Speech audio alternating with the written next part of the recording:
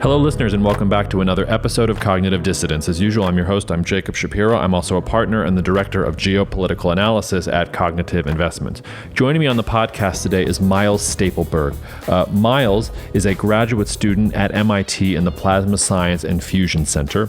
In addition to that, he is a member of the Innovation Advisory Board at Cognitive Investments. This is not the place to unveil everything we've been working on in the background at CI, but I've alluded to this a couple times. One of the things we're working on right now is a new investment strategy that tries to use our expertise in geopolitics to understand and predict the behavior of different nations around technology. If you look at major technological advances like fertilizers or semiconductors or even space and orbital payloads and things like that, you can usually find geopolitics at the core. And when I say at the core, I mean it is one of the impetuses for governments and companies to work together to try and achieve some kind of scale or try and achieve these advances in technology. And you kind of hear that in some of what Myles is talking about. The fact that the US government is now interested in fusion is creating the swell of interest that actually makes the timeline for the advent of fusion much faster than I thought, at least based on what Myles was saying. There are three key innovation factors that we're looking at over the next 20 years: energy, living systems, and matter and materials. Obviously, the conversation I just had with Myles, and I'll be having more conversations with him, is about that energy plank. But you'll be seeing a rotating cast of our other Innovation Advisory Board members, hopefully coming on the podcast and explaining in real layman's terms what some of these concepts are that we are diving into very deeply, not just because it's interesting, and it is very interesting, but because we want to use this to allocate capital in a strategy that harnesses some of those technological changes and where geopolitics can help direct us to the forefront of those changes in general. I'll also just say this is where the pitfalls of being a generalist strike. A lot of geopolitical analysts out there, and I won't name any names, are guilty of being generalists, but by the fact that they know so much about so many different things, they think that they need to project confidence or they need to be experts about everything. I am not an expert on nuclear fusion. I will never be an expert on nuclear fusion, but I do know, using my geopolitical lens, that nuclear fusion and nuclear power in general is going to be a major issue here over the next 5 to 10 years. And so I know enough to know that I need to learn some things about nuclear fusion and about nuclear energy in general so I can understand at least what is at stake. And then I need to go out and reach out to people like Myles and do a lot of hard work and a lot of understanding to translate that both from an analysis perspective, from an investment perspective for our clients, and things like that. So we're going to have a whole podcast about the innovation strategy. We're going to be talking about it a lot more, but this is sort of a little peek behind the curtain to see what's going on. And Myles is a part of that. He's one of those folks that is in the background who's helping us generate that expertise that we need so that we can get the generalists focusing on where we think the money and the interest and the geopolitics is going to go, but where we also have that expertise so we understand it in a real way and we're not just spouting our mouths off because we have to seem like we know something about something. As you'll hear from the questions in this podcast, I really do. I come back to it all the time, that Socrates paraphrase: the beginning of wisdom is the admission that you don't have any. So in that spirit, I offer you this initial podcast into nuclear fusion. There will be a lot more about innovation, energy, living systems, matter and materials, and even just about fusion itself, because this was a very introductory and almost elementary conversation. So thank you to Myles. Thank you for listening. If any of that piques your interest, my email address is jacob@cognitive.investments. More than happy to talk to any of you about it if you want to hear more about it. So cheers. See you out there. All right, Myles, it's really good to have you here. You're the first person on CI's Innovation Advisory Board to come on the podcast. We're not going to talk about that now. I'm talking about that in the intro so people will know what that is. But it's a real pleasure to welcome you to the podcast. Great. Thanks so much, Jacob. I'm more than happy to be here and excited to, have a little chat about fusion and what this means for the world. Listeners, so before I came on, I was asking Myles kind of what his specialty was in nuclear science, nuclear engineering, and things like that. And he told me that he'd be able to give an informed layman's perspective. But if I asked him to give a probability distribution function for electrons in plasma, he wouldn't be able to do that. I don't know what those words mean strung together. So, and I don't think there are any plasma physicists listening to the conversation, Myles. So I think you're automatically the smartest person in the room about the topic we're about to discuss, which is nuclear fusion. And I wanted to have you on since the really the U.S. government made a big deal about this, I guess, discovery or achievement in sort of the quest towards nuclear fusion. So I'm going to ask I'm going to take advantage of being sort of the dumber guy in the conversation, ask some really basic questions to light the way for our listeners, and then maybe we'll get a little bit deeper as we get in. But I want to start before we even get to what the Biden administration was touting and what happened in December. What is nuclear fusion? Why is it so important? Why has it been the holy grail of nuclear research for since the 1970s, or maybe it's been longer? You tell me. But what is nuclear fusion, and why are people so obsessed with it? Yeah, so I think to give some perspective, nuclear fusion is the process that our sun and suns all over the universe use to produce, or let's not make, but generate energy. And the process is the complete opposite of fission, which is what people think of when they hear nuclear, the splitting of uranium. Fusion is the combination of two very light elements. And so on Earth and in the sun, we combine hydrogen, although it's not the standard hydrogen you see in water, or not intentionally, or like hydrogen in gas or any other like normal area of where you would see hydrogen. But we use specific types or isotopes of hydrogen. And the easiest way to have fusion is to use one isotope that has a proton and a neutron, and that's called deuterium. Normal hydrogen just has a proton in the nucleus. And so you get one of these deuterium atoms that has a proton and a neutron inside of the nucleus. And then you get a more specialized version or isotope of hydrogen, and that's called tritium. And what tritium has, it's got a proton and two neutrons. And so in total, what we're doing is we're taking two hydrogen atoms, one proton in each of them, but they have different numbers of neutrons. Slam those together, and when you slam those together, that's the hard part, you make helium. And helium is one of the most stable elements we have. It's got the highest, or it's incredibly stable. So from an energetic standpoint, we love to make more helium because it's stable. And so the energy that you sort of get from making that helium atom is released. And so you get a ton of energy released when you make helium. And that energy is released in the extra neutron because a helium atom has two protons, two neutrons. But remember, before we combined the two hydrogens, we had a proton in each of them, so two protons. Mm-hmm. But in one atom, we had one neutron, and in the other atom, tritium, we had two neutrons. And so the helium atom has two protons and two neutrons. So there's an extra neutron there. That's where most of the energy from the fusion reaction is concentrated. And you can get this through conservation of momentum to figure out exactly how much energy is attributed to the neutron. But for the easiest fusion reaction that we're worrying about, and the one that NIF used to break this new record, we were combining deuterium and tritium to make a helium atom and a neutron. And let's say we make an actual fusion reactor, the way we're going to harness the energy created from or generated from the reaction is by slowing down that neutron, which is similar to what we do now in fission, but we're going to slow down that neutron. And as the neutron slows down, it's going to deposit its energy into things. And so it's going to heat stuff up. And so we're just going to heat up a fluid using a fusion reaction.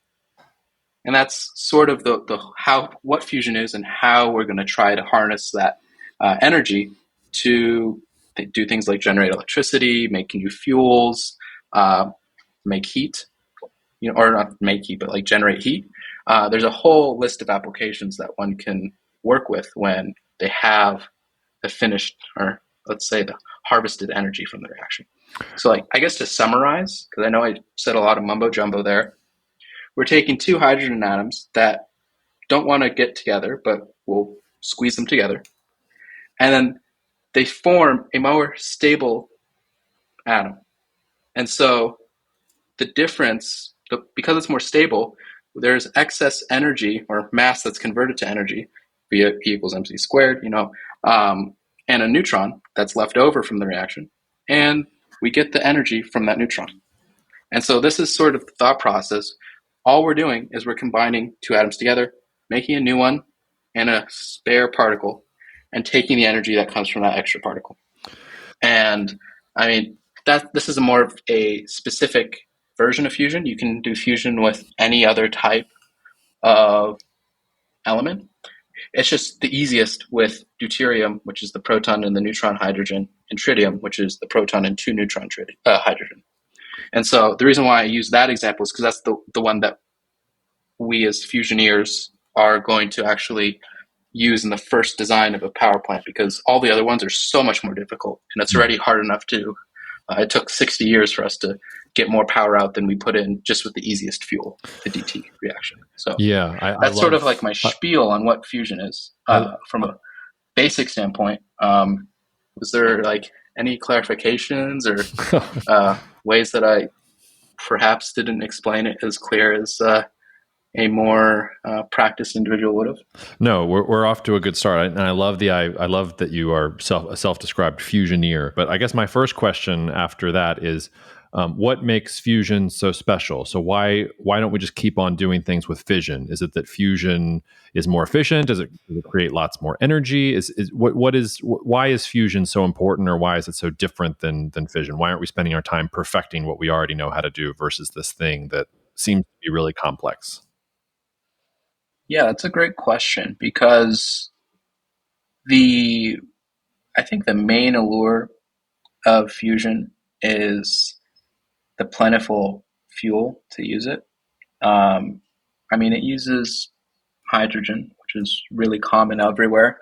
It also needs lithium, which is going to be a bit more contested, but we have enough lithium going around to keep fusion on the ground for now. And I believe the last number was like 1,000 years or so, based on the U.S. geological surveys.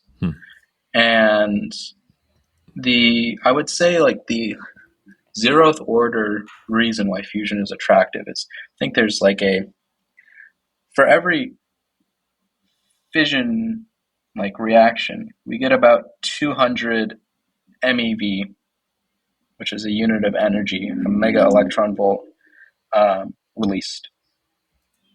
Now, for fusion, we get 14 MeV. 14.1 technically of harvested energy, because there's really 17, but part of that stays in the plasma, and it's not as easy to extract. But we get it's like for every fusion reaction, we have way more of those than fission ones, and so and fission, much bigger atoms. So if you take that per atom, you get around, I think it's like an order of magnitude or so of more power from fusion than you get from fission if you hold up everything else constant. These are more order of magnitude estimates. So you get more energy out per sort of specific amount of fuel. Did I mishear that? I thought you said 200 MeV for fission and 14.1 for fusion. Am I missing something? So fusion, though, the atomic number, it's like 238 or 235, and you're splitting that. And it's a much heavier fuel. So if you normalize it by the number of atoms involved, then fusion jumps up by an order of magnitude, because you're dealing with 5, say, nucleons. So if you do like, what is it, 14 point, if we're going to be really proper, it's 17.6 divided by 5, and that's around, let's just say 3.5. And these are just sort of, I like to joke with people. They think I do like a lot of calculus and all that stuff. Most of the math I do is just dimensional analysis. The real smart people do the hard math. And if you do 200 divided by 239, so you're getting around 4 to maybe 7, depending on the spread of energy, times more energy.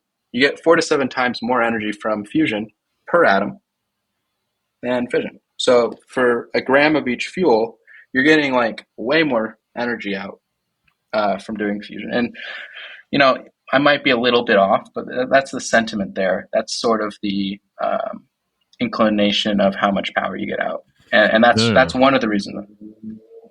That makes sense. But then, so probably what is probably another kindergarten question for you is, because I mean, 238, I assume that's uranium that you're referring to. So we're splitting uranium when we're doing fission. Why, like, if we were splitting helium, would we be getting similar level? Like, why aren't we splitting like things like helium or hydrogen? Is that also just not going to give us the energy we need, or why are we on uranium or plutonium or whatever it is? That is, so this is one of the first things they teach us in applied nuclear physics. And this is the concept of binding energy. And it's related to Einstein's E equals mc squared equation. And so the binding energy is sort of the amount of energy required to keep that atom together. Binding energy, that kind of makes sense. And so you can divide that binding energy by the number of nucleons in that, and nucleons are protons or neutrons. And so you divide the total binding energy by the number of nucleons it has. And you'll see that the material or element with the highest binding energy per nucleon is iron 56. So it is the most stable material that we know of, and that's one of the reasons why we see a ton of iron. It's the most abundant sort of metal in our Earth, at least one of the reasons why. And so the reason why I bring that up is elements or isotopes below iron are much more likely to undergo fusion. It's much easier for fusion to happen there, and that's the reason why you start to get into the quantum physics, which is not something I'm most confident or comfortable talking about.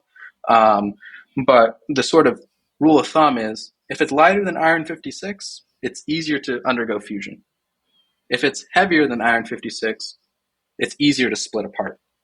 And we quantify this by doing this thing called a cross section, which is really an areal probability. So it's like, what is the probability of my fist hitting my hand?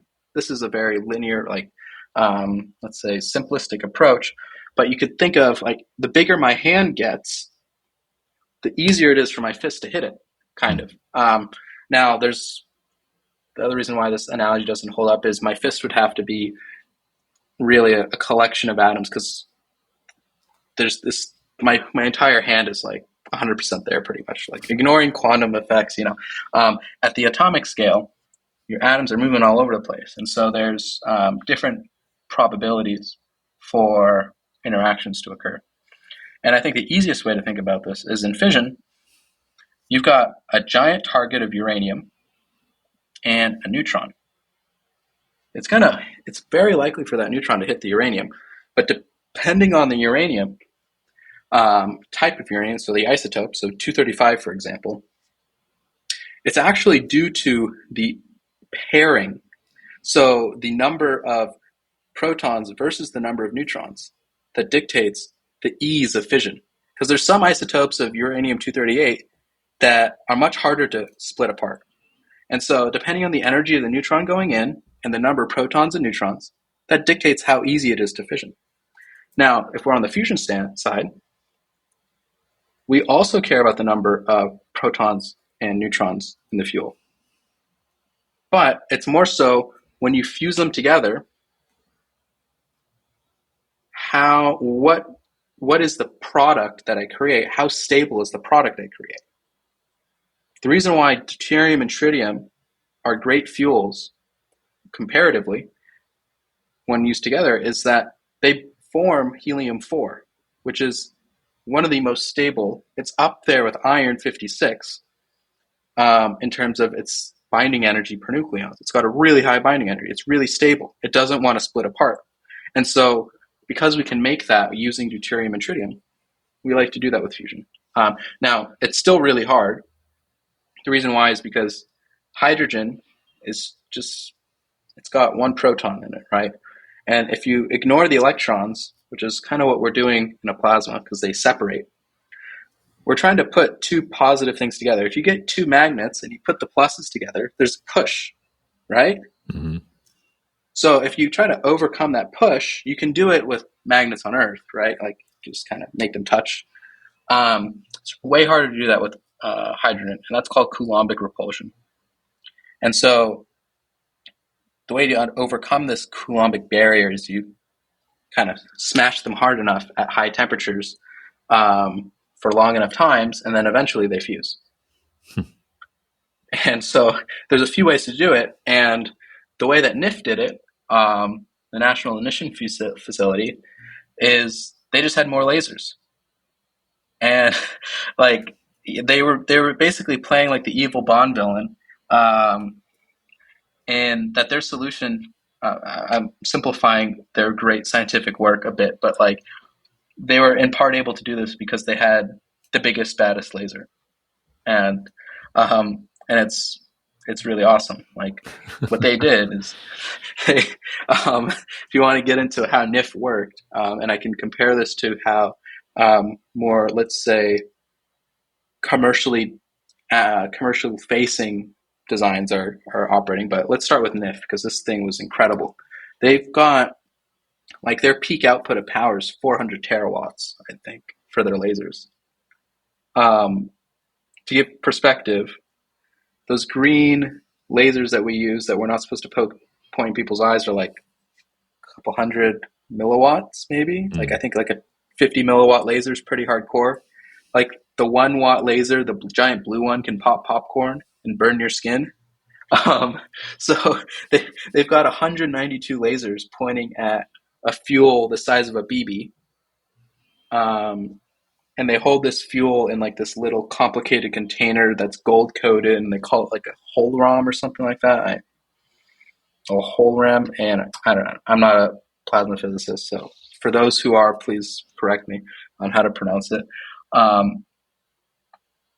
Regardless, what it does is all those lasers go into the holram, and those lasers bounce around until they converge onto the fuel pellet. And what happens is the fuel pellet gets hit by a ton of lasers all over it. And that creates a huge amount of heat on the surface of the fuel. And that heat increases the temperature, and you have this cold fuel in the middle, hot on the outside. And so the hot on the outside compresses. And so you get this rapid heating and rapid compression. And that allows you to overcome the Coulombic barrier that's preventing the hydrogen atoms from fusing. So by using a ton of lasers, we can squeeze the heck out of that fuel and encourage some of the atoms in that fuel to fuse. And that's what they did. There's something like really poetically beautiful about the idea that forcing things together creates more energy than splitting them apart. I don't know. I'm just struck by that. But so my next question for you is kind of gets more to the how, which is because I saw that China didn't want to be caught flat-footed here, because they announced, I guess, in the last week, some fusion breakthrough based on what was it exactly? They're doing some project. I just had it in front of me. But the gist of it was that they're using magnets, not lasers. So I wanted to ask, I assume that, or not that I assume, it seems to me that there's lasers and there's magnets, and those are the two ways that you can do fusion. Is there another one that I'm missing? And what is sort of the difference between using magnetic fields versus using lasers from kind of your perspective? Is lasers the way to go? Is it just, 6 to 1, half a dozen to the other? Are magnets less technologically advanced? Like, how do we benchmark kind of where we are with the lasers versus magnets thing? Yeah, so that's a great segue to the next point, right? Because I think if the short answer is it's much, much more likely that the first commercial fusion power plant we see is going to be a magnetically confined fusion reactor. So something more similar to what East was. And what East demonstrated recently, to my knowledge, is a record for sustaining a certain temperature for a longer period of time. So if we go back to that Coulombic repulsion thing, right? There are three things you need to do to overcome that barrier. One, you need to squeeze the atoms hard enough. The sun does this by being just giant and having a huge gravitational force behind the fuel. The second thing is you need it to be very hot, because the hotter your plasma is, the more energy is in the system, the more vibrations the atoms get, which increases the number of opportunities you have for the atoms to hit each other and fuse. So, and that also scales with how hard you squeeze. So it's a combination of how hard you squeeze, how hot it is, so how many times they oscillate.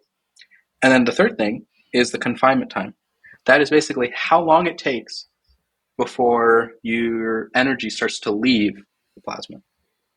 And so you want a very high confinement time. And I'll get into this a bit more when I compare ITER to some of the smaller, newer designs, that particularly the ones that came out of MIT. But let's first talk a little bit about, this EAST was another really cool thing, is that they showed that they could sustain a temperature for a long period of time. And they had this new type of confinement, which this is into the plasma physics, and I don't think it's that appropriate for me to explain it. But it's a big deal, but I think the biggest deal would definitely be the recent NIF experiment, because this is sort of how I see it.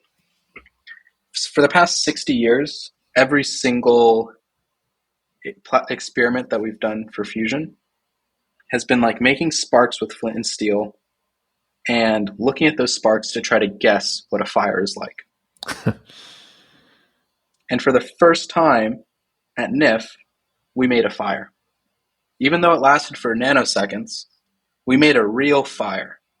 And so even though we'll probably not use the laser inertial confined fusion for generating electricity for the grid or doing all these other crazy things that we can do with fusion that are great, we can learn a lot from that experiment and the subsequent experiments that'll happen there, so that we can better design the more commercially viable alternatives to achieve fusion.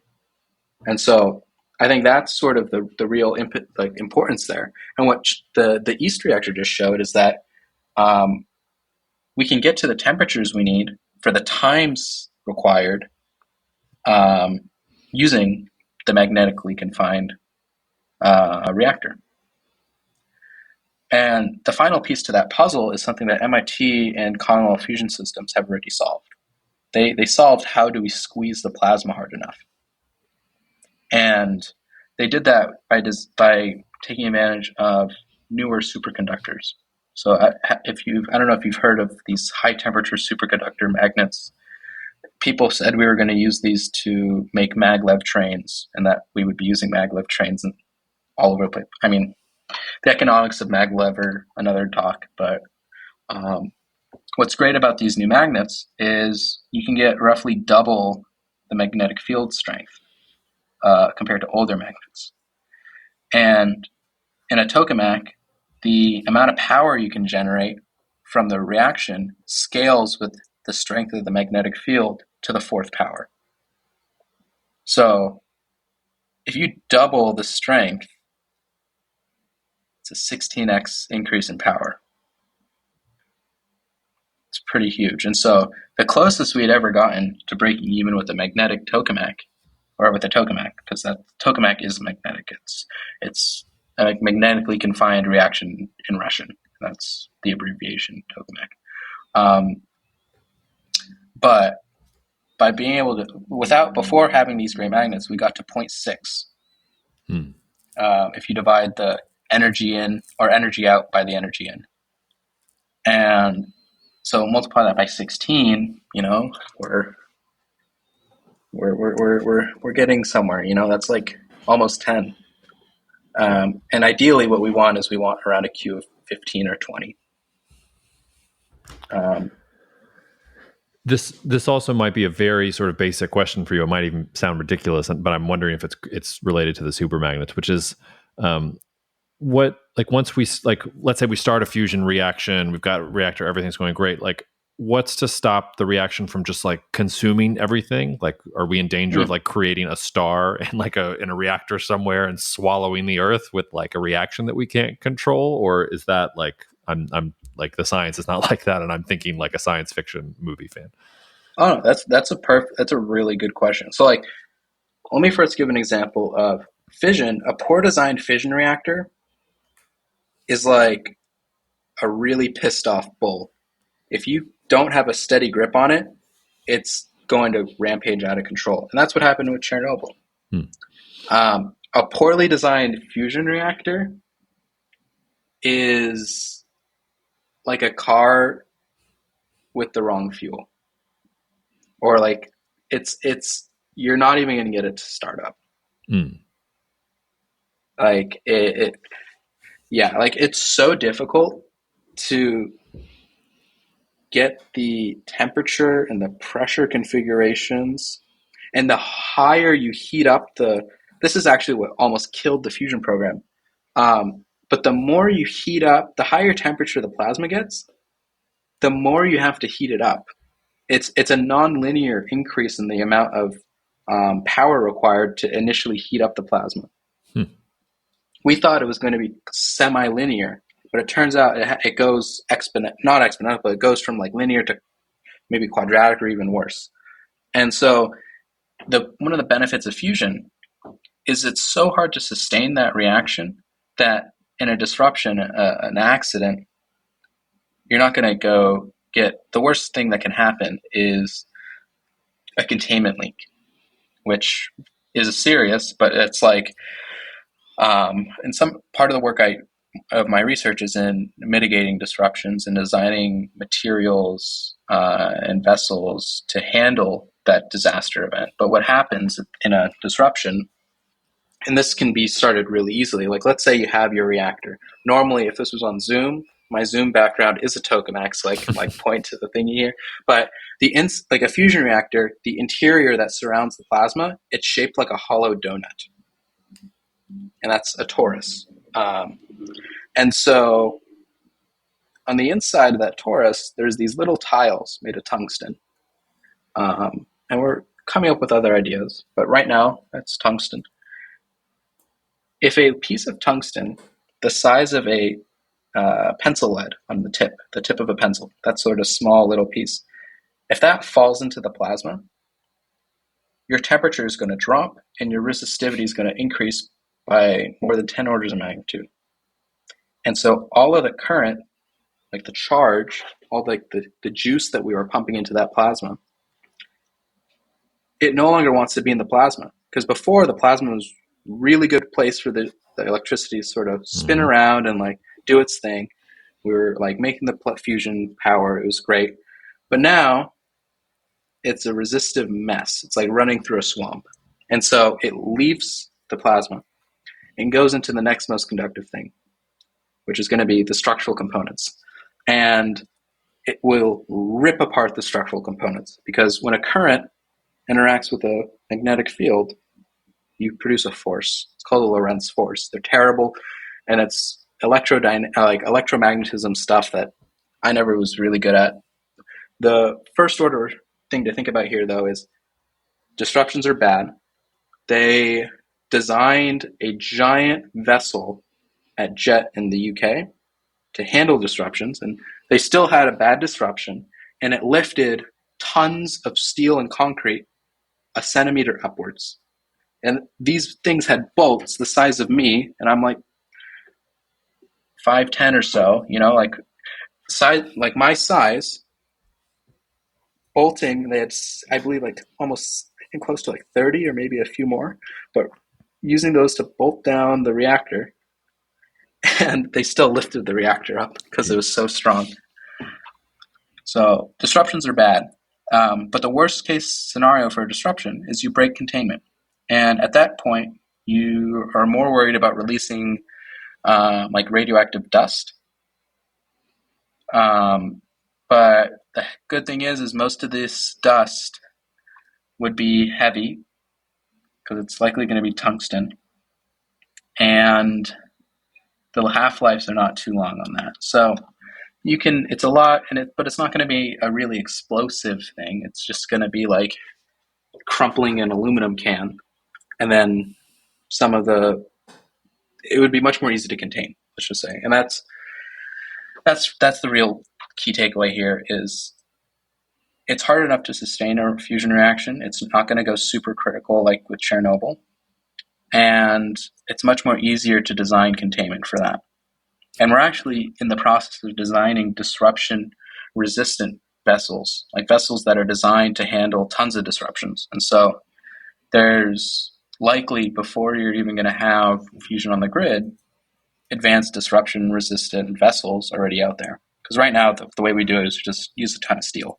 And it's not the most efficient way to do that. But. Well, so I think that's a good segue then into getting a little more specific, which is, so what happened? Like what happened that these scientists did that represented a breakthrough? My like layman's understanding is it takes a lot of energy to do fusion, and for the first time they were able to get more energy out than they were putting in. But that seems relatively basic. So why was this such a big breakthrough is the first question. I think you hit it right on the head. It's a really basic but important breakthrough.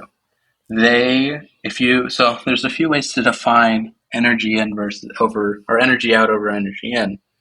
But if you look at just the energy coming from the lasers into the fuel, they measured about 2.05 megajoules. Yeah, so 2.05 megajoules of energy into the plasma or into the fuel.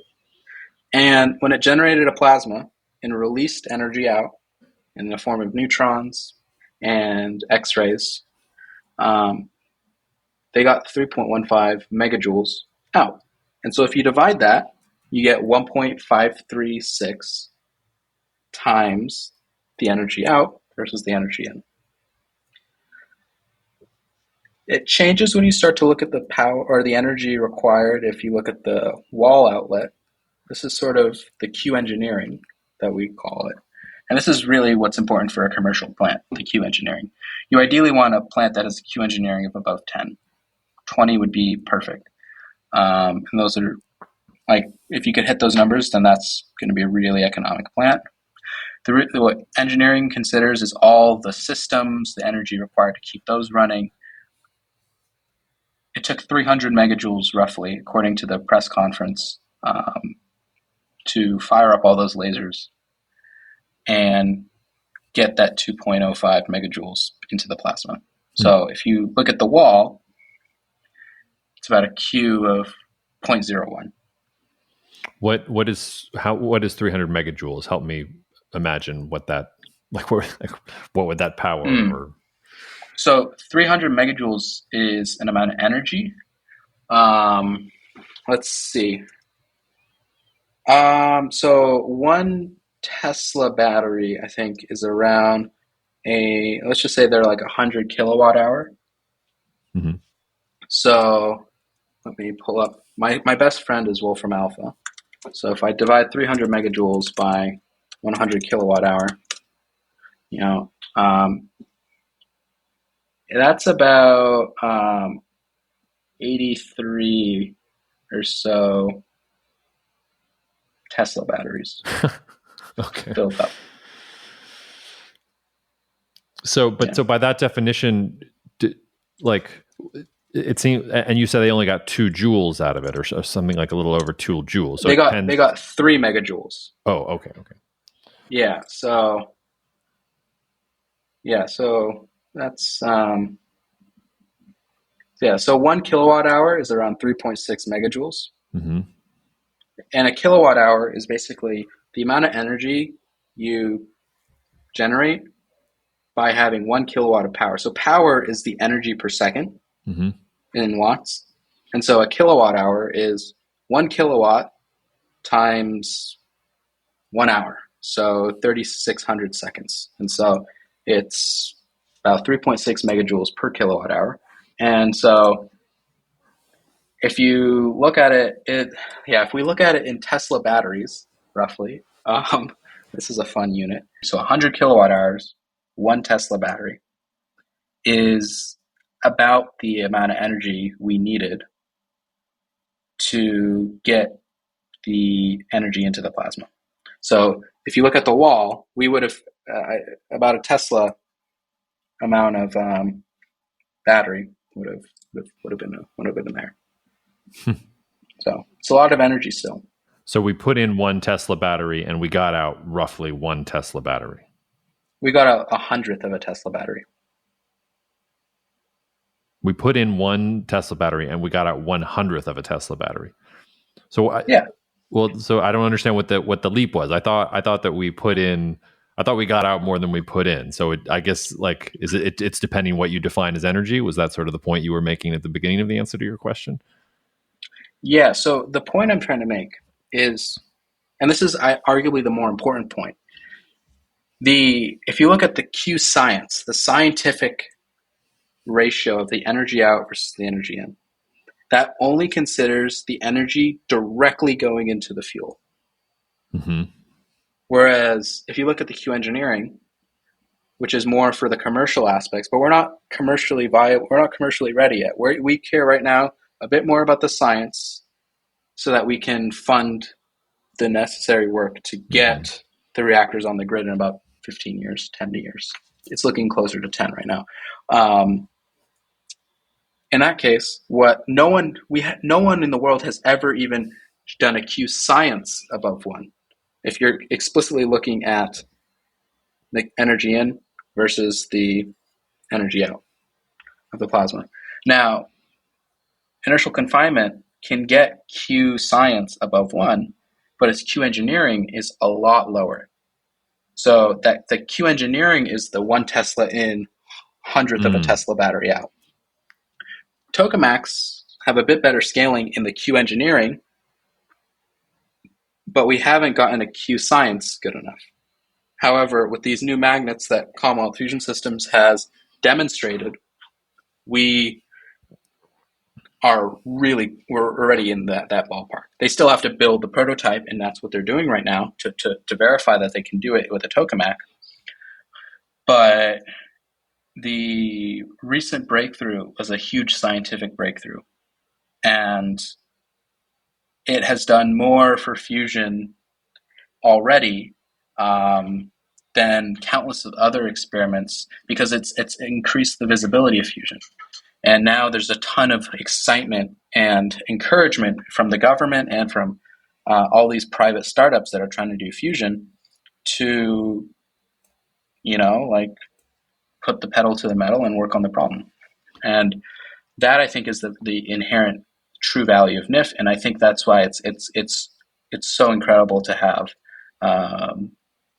them at the National Ignition Facility pull this through. And it wasn't just them. There was people at MIT, Princeton, I believe Columbia, UCLA, UCSC, like all over the U.S. and also all over the world working on this problem. So it was a great collective effort for the fusion community. But does it really affect the needle on when we bring in commercial fusion? Not directly, but it generates a ton of interest and a lot more funding so that we can do that. Is what they did in this breakthrough, is it scalable? Like, because you sort of anticipated what was going to be sort of my final question to ask you before I let you go, which is like, what is the timeline here? When are we going to see a fusion reactor? I was going to ask, is it in my lifetime? I think you threw out a decade, 15 years kind of out there. So that suggests to me that whatever they did is something that is scalable in the short term, and that it's realistic to think that we can be there in a decade or 15 years time. So help me benchmark sort of like, because it's great that there's visibility and stuff like that, but if you have to move heaven and earth just to get a Tesla battery worth of power, like that's probably not going to work. So is there something in what they did that allows us to see that we can scale? And what is the time horizon, you think, from your perspective on fusion reactors being something that actually generate power in our world?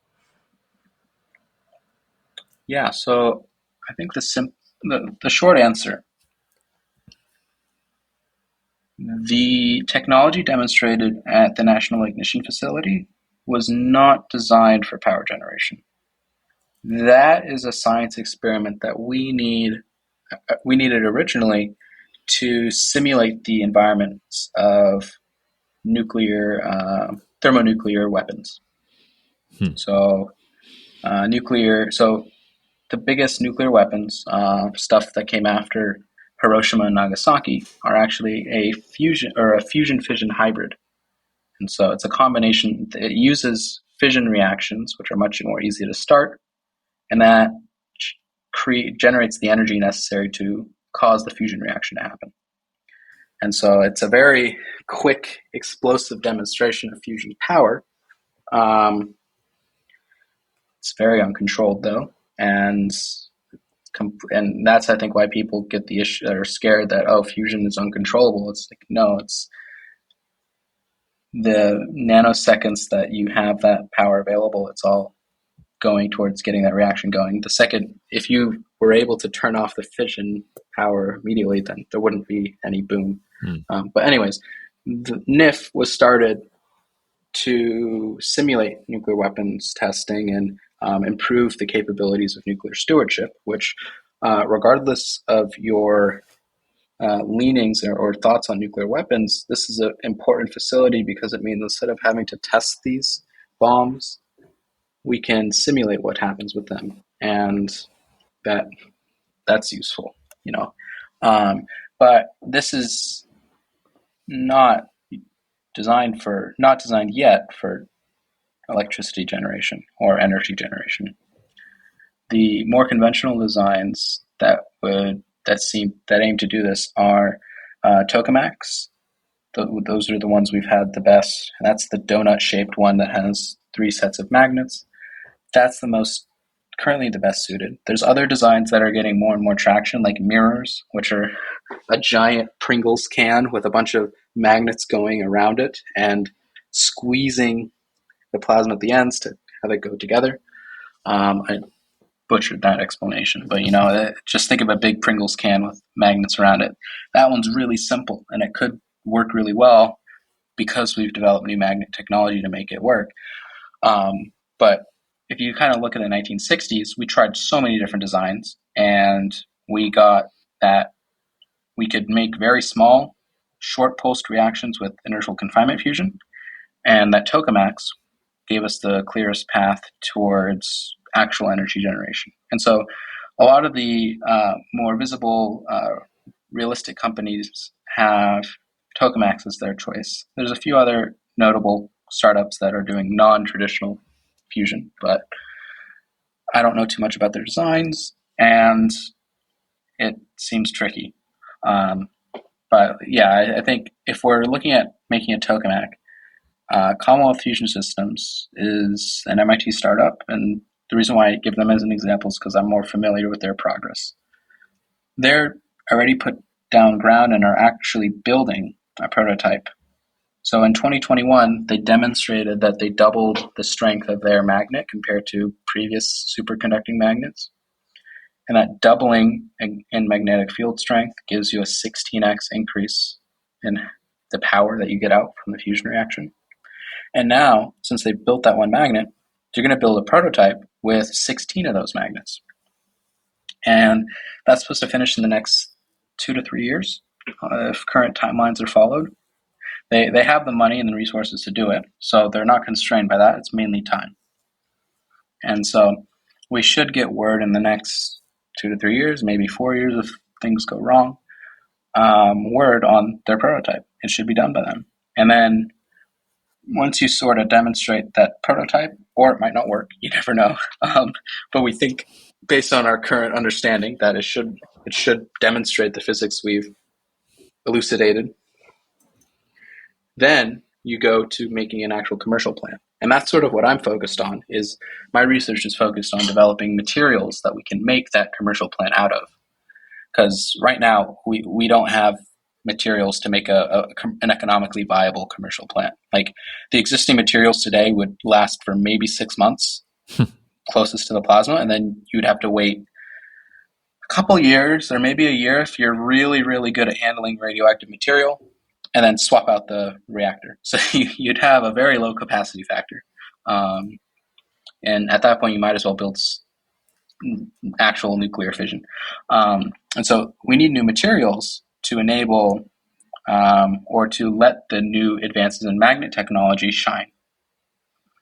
Because one of the other things that the new magnets let you do, they not only give you more power out, but they actually force you to build a smaller reactor. So that means you spend less money on magnets because the cost of these plants scales with the size. You could fit like 5 or 6 of these smaller reactors that MIT plans to build in ITER, the giant one that's in Europe.